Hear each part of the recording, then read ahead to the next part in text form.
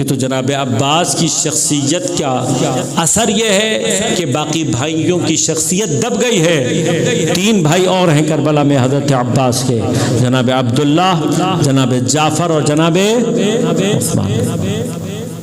یہاں اپنے بچوں کو ایک جملہ کہتا چلا جاؤں، تاریخ میں اس طرح کے مسائل بہت پیش آتے ہیں، ہمارے بچے کنفیوز ہو جاتے ہیں۔ عام طور پر ایک بات کہی جاتی ہے کہ جی اہل بیت نے مختلف ناموں پر اپنے بچوں کے نام رکھے، اور ان میں سے پھر ایک مثال یہ دی جاتی ہے، اس کے علاوہ جو بھی مثال دی جاتی ہے وہ تاریخ کا جھوٹ ہے۔ اس لیے اہل بیت کے اولادوں میں صرف اس ایک نام کے علاوہ کوئی اور نام اگر کہیں کوٹ ہوا ہے تو وہ سورس ہمارا نہیں، لہذا ہمارے لیے کسی کا کہنا کسی اور سورس سے کوئی حیثیت نہیں رکھتا۔ اور اس کی سب سے بڑی دلیل یہ ہے کہ جب حضرت امیر نے اپنے اس بیٹے کا نام رکھا ہے تو ساتھ بیان کر کے کہا ہے کہ میں اپنے اس بیٹے کا نام کس کے نام پر رکھ رہا ہوں؟ جناب عثمان بن مظعون، جو کہ پیغمبر کے صحابی اور ایسے متقی اور پرہیزگار صحابی تھے کہ جو حضرت امیر کے دوستوں میں سے تھے۔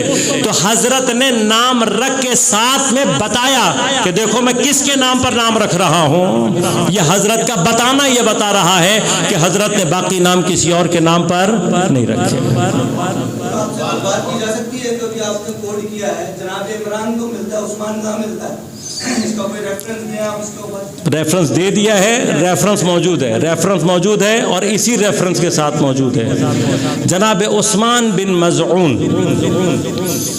پیغمبر کے متقی ترین صحابیوں میں سے تھے، حضرت امیر کے اتنے نزدیکی اور اتنے عزیز دوست تھے کہ ان کے انتقال پر حضرت نے گریہ کیا۔ بیٹے کا نام ہی بتایا ہے آپ کو، بیٹے کا نام ہی بتایا ہے، اور میں مسجد کے بعد بھاگ نہیں جاؤں گا، یہیں پر رہوں گا، ٹینشن نہ لیں، ٹینشن نہ لیں، میں ہوں یہیں پر، کہیں نہیں جاؤں گا۔ اللہم صلی اللہ۔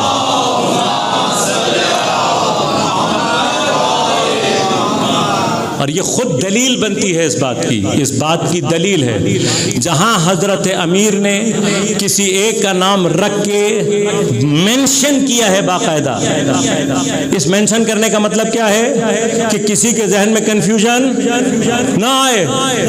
اس کا معنی کیا ہے؟ اس کا معنی یہ ہے کہ ہم کسی اور کے نام پر نام اپنے بچوں کا نہیں رکھتے۔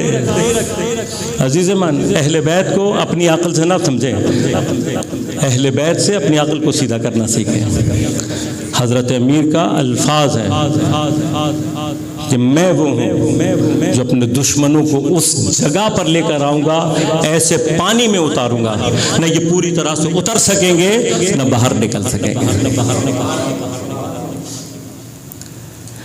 ہم نے اہل بیت سے سیکھنا ہے، اہل بیت کو سکھانا نہیں۔